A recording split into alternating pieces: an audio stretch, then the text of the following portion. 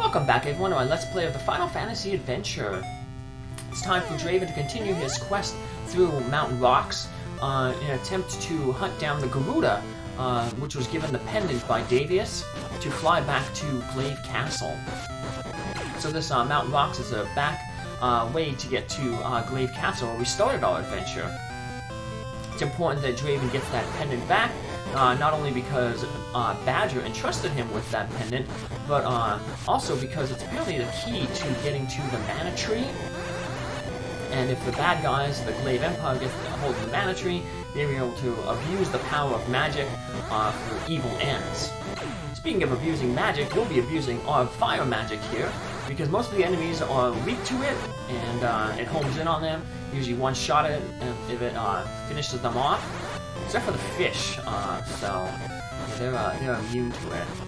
But we'll just take our silver sword out and finish them off with that. So there's going to be there's going to be an item shop over here that we want to stop at real quick. If you don't have any Maddox, you want to buy at least one set of Maddox, but that's it. Because in the upcoming cave, we're going to be getting an item, the Morning Star, and it functions like a Maddox, and it's a really strong weapon, so you'll need to buy one more set of Maddox to get us through this upcoming cave. So, but we already have a set, so we're good. We can sell off a bunch of other stuff. And we run into the most annoying enemy in the area just outside there, the spring. The spring is annoying because it can it bounces around in a weird pattern, and when it hits you, it has a chance to turn you into a Moogle. When you're a Moogle, you can't use any magic, you can't fight, you can't use any items, so you're just basically stuck waiting until it wears off. And while you're waiting for it to wear off, your defense is set to 0.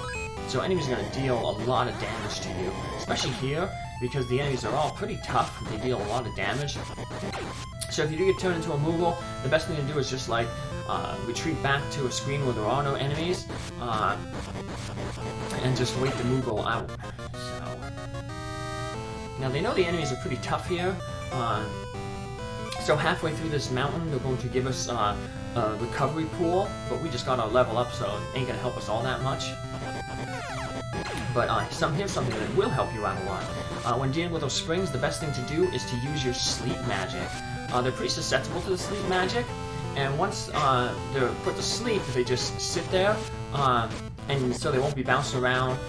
You can just wail away at them, not worry about being turned to a move, because they're not going to be touching you. So they're kind of weak to the silver sword. You figure the Were Axe is stronger, but actually it has stronger attack power, but it takes less hits with the silver sword to finish them off. So that Titan there was not put to sleep by our sleep spell, so if they keep moving around, just use the sleep spell again. So there's our recovery spring. We always want to try to be topped off if we can. Badgers and monkeys. Badgers and monkeys are serving the Dark Lord. More of those springs, use the sleep spell. Now when they land, they'll tend to be asleep. We actually put that Titan to sleep too over there, so finish them off pretty easily. We want to head up the vine on the right first. That's going to take us to a shop. We're going to get upgraded equipment. We're going to get opal equipment. It's strong against lightning in Final Fantasy 1. It doesn't have any special uses here, but it is definitely more powerful. But it is pretty expensive, so we're going to need a little over 10,000 gold to buy everything. But we're lucky that we have all that. So let's pick up the armor shop in the weapons store. And then we can just sell that gold equipment, because we don't need that anymore, obviously. We'll take the upgraded stuff here. Opal shield, and opal armor. And our defense is higher than our, our offense. So, we'll get rid of all the gold stuff. Some of the enemies drop those rubies. That's like that gold bag, the bag of gold. It's pointless. All you have to do is just sell it for money. So just clear out your inventory of it. Sadly, it's only worth like 100 gold. We're gonna get there's some enemies that drop opals later on. That's worth a lot of money, but right now the enemies are just dropping rubies, which are the cheapest of all those items you can sell back just for money. X-Cure. So if you're not really building the magic item, that would be a good item to heal you. That's turn back my fire magic. A lot of rotating stuff here. Shot those monkeys. We're going to, the springs are strong against fire, so like I said, if you want to defeat them, switch to your sleep magic. Because the, fire, they're just going to avoid you, you're just going to be wasting your magic on it, so. Now, unfortunately, we're going to have to go to the next screen over to go around, because those trees up there all leave stumps. Run into more springs, titans. Boulders at us. Like Sisyphus, they're rolling boulders. Oh, Sisyphus pushed it up a hill. And we get another level. So, I'm getting quite a bit of levels here because experience is really, really good. Now up. And we have another. Oop, we got turned into a Moogle. So, but luckily, we got the sleep spell off before. So we can just wait here. Oop, and we got turned into a Moogle again! Alright, let's just backtrack and do like I said earlier. We'll backtrack, get our cure magic. Yeah, 2 hits and we're almost dead. If you do lose all your hit points, you basically have to restart where you last made your save. So in this instance, it would be back at the exit of the cave where we defeated that metal crab. To the right here, but I'm going to just show off the screen to the left.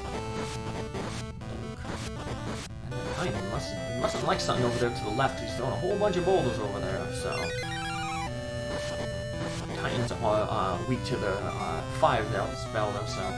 Let's get some free experience. Burn them up over here. There we go. We just got a few more screens here. You should head south, and that'll get you right to the cave, but like I said, I'm showing off all the screens. So I'm just going to head over to the right to see a few more enemies. And none of the enemies are new that we're seeing, but just to show off the screen. Here some more spring monsters. Get my revenge for the ones that turned me into Moogles. Yeah, those Titans have really bad aim. Keep throwing boulders at places that no one's around. So there's the destination cave we want to get to. Sleep magic here. Finish off the spring enemies. Like I said, they're really annoying without, the sleep magic. Because like I said, they jump around and it's really hard to tell where they're going to land. So it's good to see them, they're gone now. It's nice to see the badgers again. I know at one point we hated seeing the badgers when we were first getting the chocobo. Yeah, sad we had to leave our chocobo behind because he couldn't come through the cave with us. But spoilers, we'll see him again. So, alright, this cave is interesting. There's a whole bunch of doors or passages that lead back to the beginning. So, like if you go to the left here, that takes you back. To the right takes you back.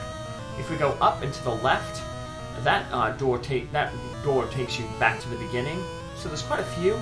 There's 2 more. We're going to take advantage of one at the end.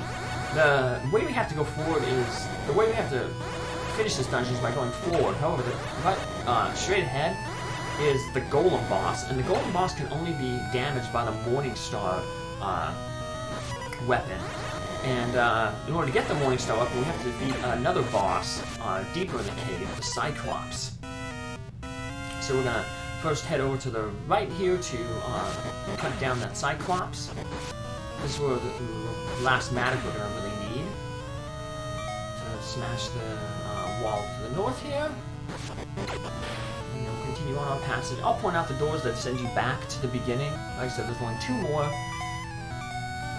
And one of them is right near the Cyclops, so you definitely don't want to take that one before you defeat the Cyclops. Otherwise, you're going to have to do all this all over again.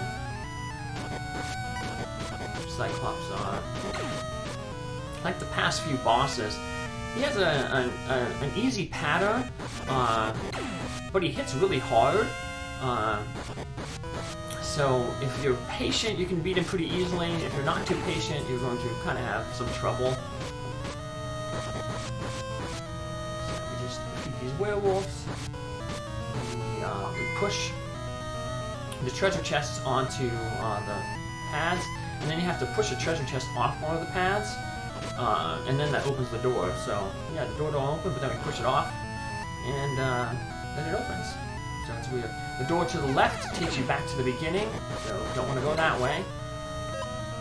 And over to the right here. Silver Sword is good against those face enemies. Or you have the fire magic, that's also good against them. Right, use Silver Sword equipped because a few other enemies in here that aren't strong with Silver Sword against the Silver Sword. The Morning Star we're going to get is like the Silver Sword, that most enemies do not aren't strong against it, so they'll pretty much defeat pretty much every enemy. These wizards, annoying wizards. Use the switching the axe around to cut down these pieces of thorns. Annoying cloud. This one is another enemy that is we should have the silver sword for, but we can use our fire to finish it off. So same thing with the face. We have our axe equipped. When we fight the Cyclops, we're going to actually be using an old weapon, a chain weapon. I don't think we used on a boss since, what was that? Mr. Lee, the vampire? He was the last boss we used the chain on, so a long time ago. But it has really good reach, and we want to have a reach weapon for the Cyclops, because he hits really, really hard. He actually is using a Morning Star weapon.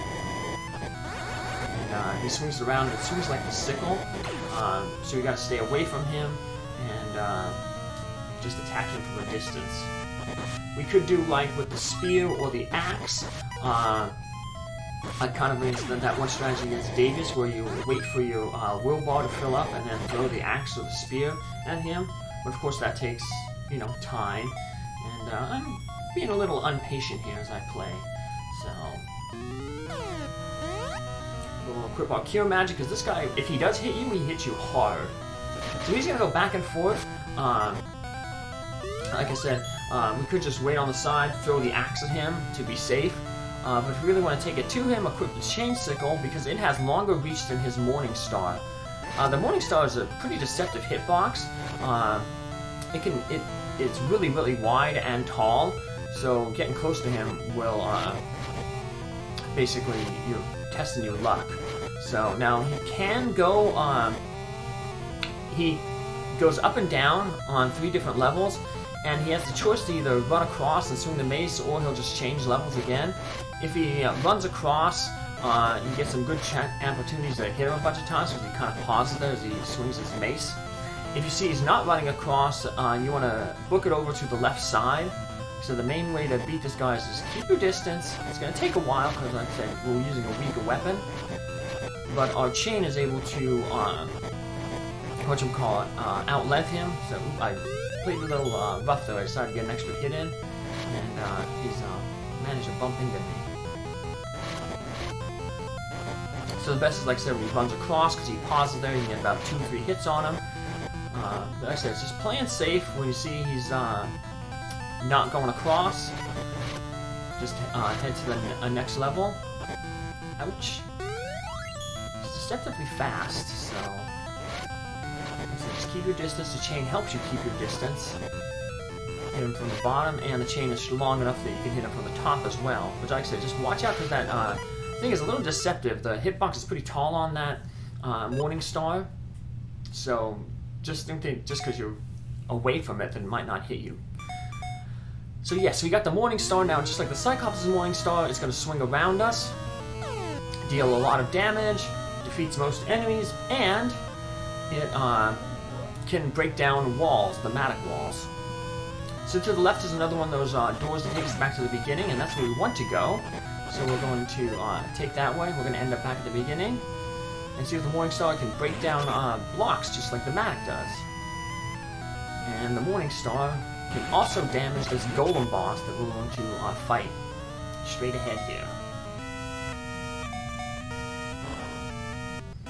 He's kind of like the Cyclops, where he goes around, but instead of going up and down and then running to the left, he goes left to right and then goes up and down. He's faster than the Cyclops, as you can see, but doesn't have a Morning Star, so he has a little bit of a different hitbox. The best way to deal with him is basically to stick on his left and swing the star, because the star has that wide range. So kind of stick to the left of him, swing the star onto him, and just have to watch sometimes, because sometimes he doesn't come straight back. He kind of will come back in a diagonal. So he doesn't have to necessarily be straight when he goes down and back. So we just stick up here at the top here, and we get a few good hits on him as he walks back and forth. Keep your Cure Magic on hand just to heal yourself up if he does hit you. You probably are going to get hit, like I said. But as long as you have that Cure Magic, we'll be able to out-damage him. Cure's a pretty cheap thing in our Wizard's hideout there. We actually get a decent cure when we use the cure, so... And with that, we finally defeated the Golem. And we get the Magic Book of Lightning, which shoots lightning bolts. It's not as good as the fire magic, but we'll use it on occasion. We don't have to equip Maddox anymore. We just bash down into the Morning Star. This is the bridge that's going to take us to the waterfall. So we cross. And unfortunately, as soon as we enter this cave here, which will take us to the waterfall, the bridge collapses, so there's no going back. We can't go back anymore.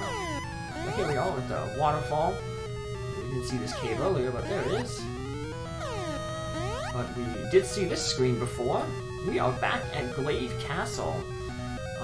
And unlike the first time we were here, we can actually sneak in. They don't close the doors on us. I just want to come over here real quick, chop down these trees. Not that there's anything behind these trees, just wanted to show them off. Show off chopping down the trees. Glaive Castle is going to be a pretty big dungeon. So it's, we're going to end the episode before we even head in there. But come back in the next episode where we start exploring Glaive Castle to try to find Badger and her pendant. Take care, have a good one. Bye.